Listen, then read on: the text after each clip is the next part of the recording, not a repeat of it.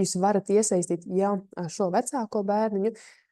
Piemēram, jūs dodaties pirkt kādas drēbītes, jūs noteikti varat ņemt līdzi arī bērniņu un kopā izvēlēties kādas drēbītes.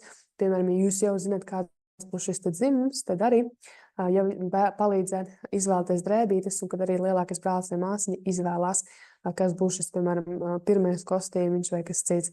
Vēl viena lieta, ko es vēlos šeit pateikt, un šis būs vairāk no manas privāta prakses, kad mēs runājam par to, ka mēs iesaistam bērnu, vienmēr ir jāņem vērā, cik daudz mēs viņu iesaistam.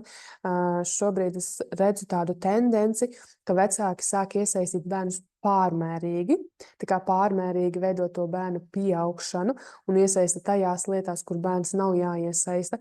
Nu, piemēram, arī šīs te higienas preču iegādes, kas ir nepieciešamas sievietēm, bērns nav tajā jāiesaista, un bērnam tiešām nav ne par to jāzina, ne tas viņa psihē un pasaulē eksistē, viņš vispār nesaprot, kas tas ir.